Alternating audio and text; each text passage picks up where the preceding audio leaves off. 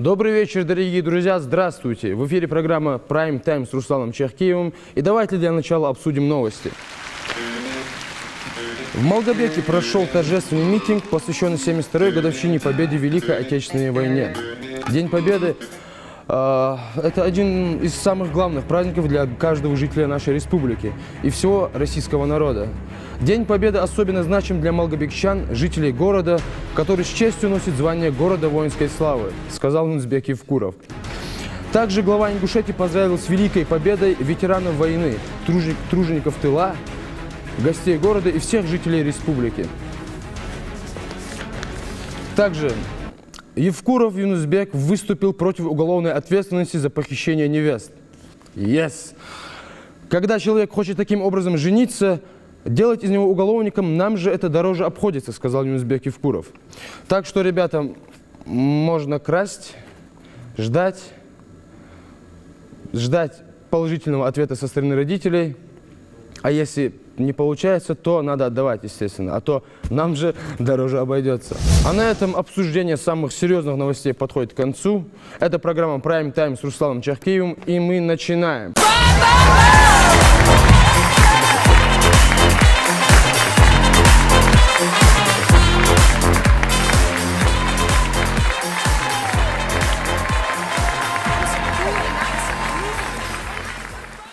Кстати, 100-бальники Ингушетии провели для выпускников республик мастер-класс. 100-бальники Ингушетии поделились с выпускниками общеобразовательных организаций своим опытом сдачи ЕГЭ в рамках всероссийской акции «100 баллов для победы». Но я на самом деле, скажем, завидую, хотя нет, не будем так говорить, так как у них очень сложный период жизни, им надо определяться с профессией, с университетом. Да еще учителя их так сейчас пугают, что и никакая мотивация им уже, я думаю, не поможет. Вот. А давайте перейдем к новостям спорта. У нас он развивается довольно-таки быстро. И вот, Хасан Халмурзаев из Ингушетии выиграл чемпионат Европы по дзюдо.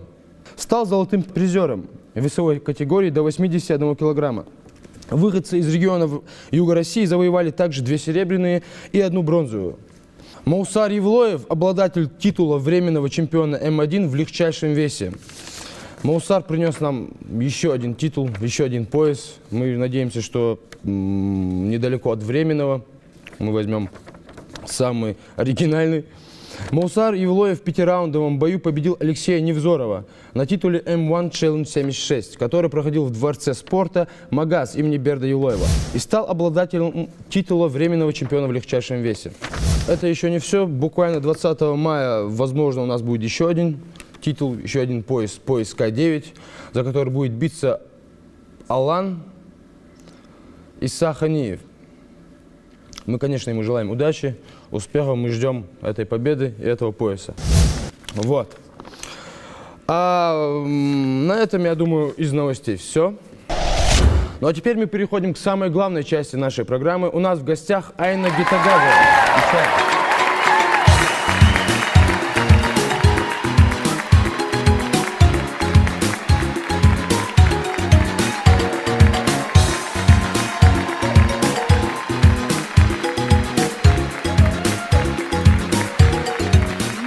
Здравствуй, Айна. Маршалдалч. Маршалдал. Хаал вежверс. Да? Да. Ну, маршал. Маршал, да. Айна, как дела? Отлично. Как у вас дела? Тоже неплохо. Айна, вот недавно ты выступала на концерте, на сольном концерте Айна Алиева, Да. куда приезжал и Авраам Руссо, и Ольга Бузова. Что интересно, что новое, что-то, может, что-то было, какие-то впечатления, новые звезды наши, с нами, точнее. Что ты можешь да, сказать? было много интересного. Сам факт того, что гости необычные, гости программы, было много споров по поводу, кого нужно было приглашать, а кого не нужно было приглашать. Но все прошло на ура, публика приняла гостей, как и положено настоящим кавказцам, настоящим ингушам. Все прошло здорово, весело и прилично. А вот как вы поняли, что именно надо Бузову приглашать? давай начнем с того, что организатор концерта не я, и я не имею отношения к тому, Нет, кого просто выбирать я в подумал, качестве гостей. потому что ты сказал, что мы решали, кого именно приглашать, определяясь с гостем. Ну, точнее, Я такое говорила? Ну, что-то вроде того было. Когда? Буквально секунд 15 назад. Я спать хочу. По-моему, я такого не говорила. Не, ну ладно. Было много споров вокруг того, я сказала, кого стоило приглашать. Да. Приглашать. Спорила же не я, спорили же люди.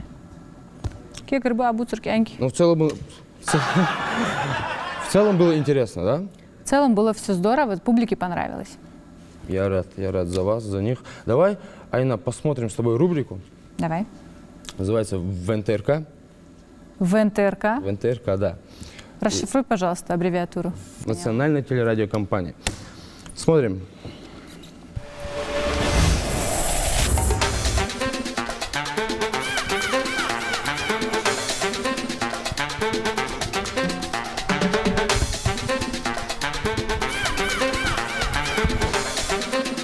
Амир. Здравствуйте, мы к вам. Здравствуйте.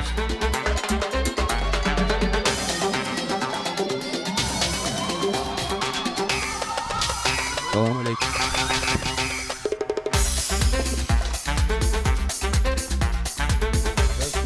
Здравствуйте, мы к вам. Почему?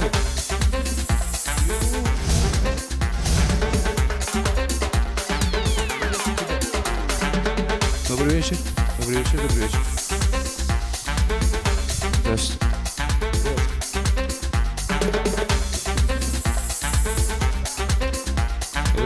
Добрый вечер. Здравствуйте.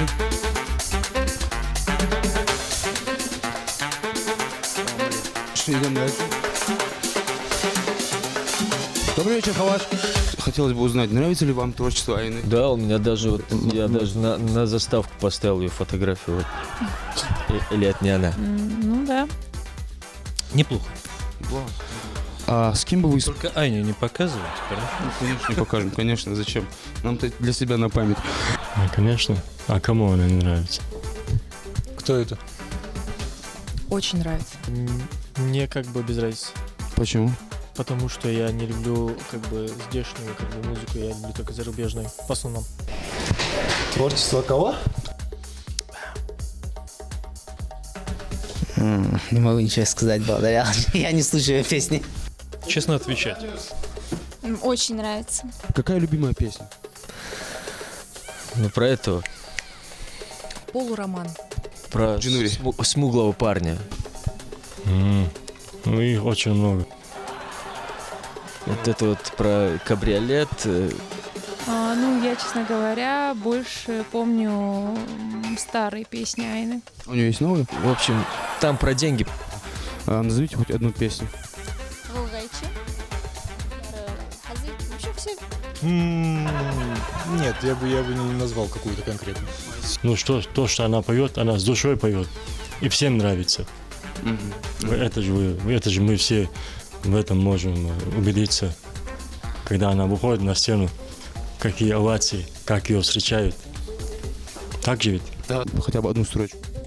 Полуроман, полулюбовь, полуты, полуя, полумы. Легче было бы Джинури.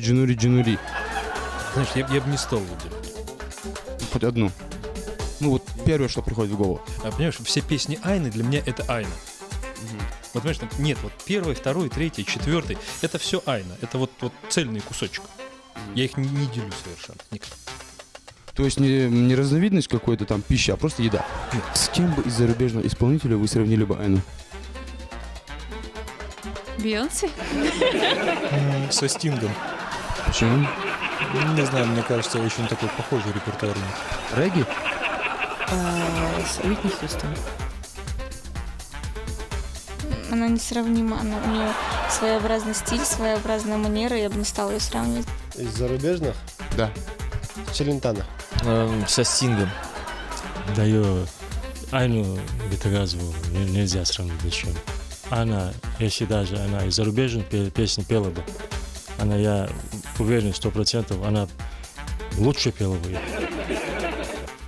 Знаете, о чем я говорю? Да, конечно. А из российских исполнителей? Леонтьев. Почему не Киркоров? Прическа не подходит. Витасом. Волосы объемные, как у Аллы Пугачевой, может быть. Я не знаю. С самой же Айной, потому что она такая разная всякий раз бывает. Ну, допустим, Киркоров. Нет, Киркоров, он немного другой все-таки. Не похож? Там лица разные. Киркоров. Куда ему? Да, Айны? Он слишком скандальный. Тогда они очень похожи. Как бы вы называли Айну, если она была бы вашей мамой? Я бы ее никак не называл. У нас в семье вот так к матери обращаются: мама. Да? Мама. Любимая мама. Мама? Почему? Мама, ама криминал. Мамазонка. На ваш взгляд, почему Айна называет себя амазонкой? Потому что, наверное, это ей нравится исторический типаж. На ваш взгляд, почему Айна себя называет амазонкой? Потому что она настоящая, сильно независимая ингушская женщина. Все? Все. А ты? Понял. Если она с душой поет, зрители ее воспринимают. Вот поэтому у нее все получается. И петь, если она поет, то петь получается. Если она танцует, так это вообще Шикарно. шикарно. Почему она себя называет амазонкой? Ну, я знаю, что у нее концертная программа была «Амазонка», и вообще ей идет национальный стиль. Она отлично справляется с этим образом, носит курхарс хорошо, а это целое искусство, там нужно правильно держать осанку и знать все тонкости. Наверное, поэтому, я не знаю, праздник у Айны, почему мы... Да-да-да, у меня праздник. 46 исполнилось сегодня. Ну, может, у нее дома есть конь, луки, стрелы. Наверное, она чувствует связь с природой и хочет обратно туда пойти. В природе. Да, я тоже так думаю. Она всесторонне развитый человек. Она может, если она понимает работу, может она работать. Вот примерно, если она сюда придет на работу, а если даже она не знакома с этой работой, и я знаю, что она недели 2-3 всему научится. Дар есть у нее, дар. Дар. Дар есть. Ты даже как-то, знаешь, уже сидеть тут стало несолидно. Почему? Ну, цадарил, что гесо, доступно халищу лжаться. Да? О, да, слишком сильно. Но на самом деле, Айна, почему амазонка? Ну, потому что есть же историческая версия, что женщины, которые были предшественницами сегодняшних ингушек, были воительницами, воевали и относились к племенам амазонок. Угу. А вот помимо, это псевдоним такой или просто концертная программа была? Это программа, и и не имеет никакого прямого отношения к моим личностным внутренним качествам. Да, я боевая, да, я воинственная, но при этом не считаю себя такой уж прям независимой женщиной, и не хотелось бы ею быть. Правильно, правильно. Вот, Айна, вот все вот наверняка просто сейчас сидят девушки, парни, думают, вот мы бы тоже хотели петь. Вот я вот, может, вот тоже считает, что у них очень такой дар хороший. И думают, вот, что нам делать? Подскажи, что делать, как быть, куда пойти, или сколько там стоит, не знаю, там какие-то, может быть, у нас есть школы. Да, вот ты правильно поставил вопрос, потому что начал со школ. То есть у нас обычно почему-то обратная очередность бывает. То есть мы сначала записываем песни, записываем клип, а потом уже, может быть, идем учиться. Может быть, в лучшем случае. В моем случае сложилось так, что я сначала 15 лет училась этому делу. Вот откуда дар. Дар это все хорошо, конечно, но к дару должно прилагаться трудолюбие и обязательно образование. Обязательно. Ну да, я просто тоже заметил, у нас очень много клипов, очень много артистов, у которых там, ну, на самом деле, практически нет голоса. Нет, давай не будем вот в таком ключе говорить о наших артистах. Не, ну я имею в виду, почему нет? Ну, есть такие. Зачем? Ну, всегда тех, кто хочет добиться чего-то легко и без труда, больше, чем тех, кто любит трудиться. Но, слава богу, держится любая профессия, любое дело на трудоголиках. Да.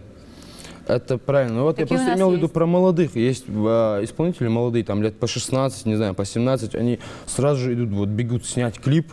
Они считают, что это все, это предел, это самое то, что им нужно. Вот как ты говоришь, не со школы начинают, а с клипа, с того, чтобы их просто узнали, чтобы их узнавали, а внутреннего дара ничего у них такого нету.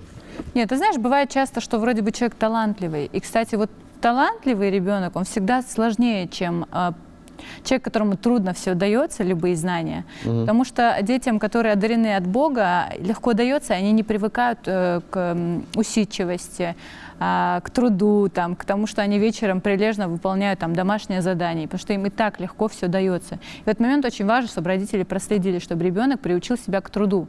Вот что касается людей, которые хотят там, снять клип и так далее, не обязательно это значит, что они не талантливы.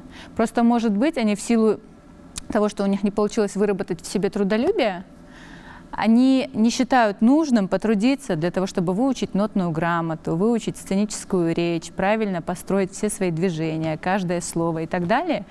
То есть хотят, чтобы все было легко. А легко, то, что легко нам дается, то не всегда и чаще всего имеет не очень хороший результат. Да, ну вот, а вот куда им пойти? Ну, допустим, я не знаю, вот я, если хотел бы петь, ну, вот, сидел бы, думал, вот куда бы мне пойти, как бы, с чего бы начать, какую школу, У нас есть кому, музыкальные какие-то школы. индивидуальные занятия у кого-то, не знаю, там, просто есть на самом деле талантливые люди, которые просто не могут пойти или куда-то, не знают куда. Да, я согласна с тобой. На самом деле людям и подрастающему поколению нужно создавать условия, помогать получать то образование, которое им нравится. Для этого нужно развивать там, систему образования в области музыки, в области культуры, там, детские дома творчества, народное творчество нужно развивать. Хотелось бы, чтобы у детей было больше условий, но и на сегодняшний день у нас есть школы музыкальные, у нас есть отдельно певцы, там, музыканты, которые преподают. Потихонечку направление развивается. Главное искать варианты, не жалеть ни ресурсов, ни сил и учиться. Правильно, правильно. Айна, давай мы с тобой перейдем на рубрику. Мне уже страшно. Да не, ну, тут ничего такого нет. Блиц-опрос. Давай. Я думаю, тебе нравится такая рубрика. Ну, если не понравится, я же могу просто не ответить. Ну, в принципе, да, но будет не особо интересно. Тебе же с собой будет не очень интересно. Ты же хочешь ответить, но не можешь. Ну или не хочешь. Давай попробуем. Давай. Так, быстрый вопрос, быстрый ответ. Окей. Первое, что приходит в голову. Чем отличается обычный человек от нормального? Спасибо. Почему самолеты не делают из того же материала, что и черные ящики для них? Что? Что это за вопрос? Потому что черный ящик должен выжить при возгорании самолета, при взрыве. А самолет не должен. Ну, самолет как бы тоже, наверное, это слишком дорого или затратно, я не знаю, или не, и может быть даже невозможно. Ну, видимо, да. А если у человека в разделе о себе написано о том, что он постоянно врет, то говорит ли это о том, что он врет, о том, что постоянно врет? Я думаю, это тот единственный случай, когда он говорит правду. Угу. Если человек с раздвоением личности угрожает покончить жизнь самоубийством, то можно ли это считать захватом заложников? Да, я думаю, что да? это можно считать захватом. Так, почему люди, осуществляющие ФС-контроль, сами бы его никогда не прошли? Именно поэтому они и наказывают других людей. Что будет, если 2 раза испугаться до полусмерти? Наверное, можно умереть. Да? Так, сколько месяцев в году имеет 28 дней? 1. Угу. А все остальные после 27-го переходят на 29-й день. Я не так поняла. Ну да. Что тяжелее, килограмм пуха или килограмм свинца? Килограмм свинца тяжелее, чем килограмм пуха. Килограмм свинца тяжелее, чем килограмм пуха. Подожди, нет. Они весят одинаково. Как завести новых друзей, если мама учила не разговаривать с незнакомыми людьми? Спрашивать каждый раз разрешение у мамы. Угу. Правда ли, что гладильные доски – это сноуборды, предавшие свою мечту и не нашедшие нормальную работу? Слушай, хорошая идея. Да? Теперь я буду знать, как называть гладильные некоторых доски. людей. А какой рукой лучше всего размешивать чай? правой. Лучше всего размешивать ложкой.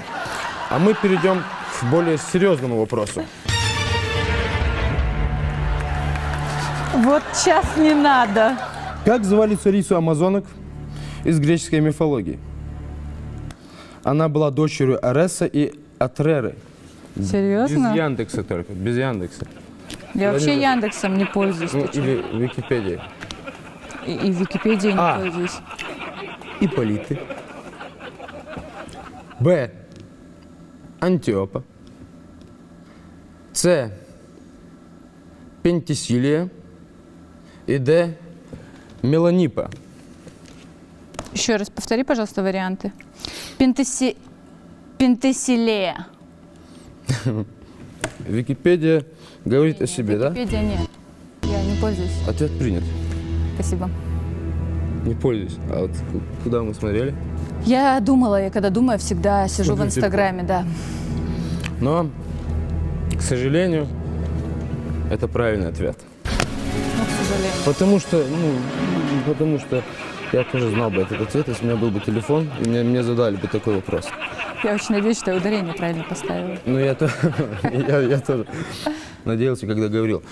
Но, Айна, было очень приятно с тобой пообщаться. Я думаю, зрителям тоже было интересно узнать тебя с какой-нибудь другой стороны.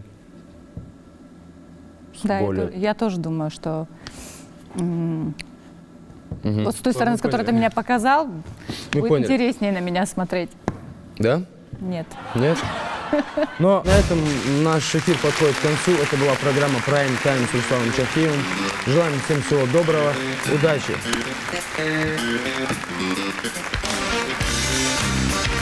И все, выходит.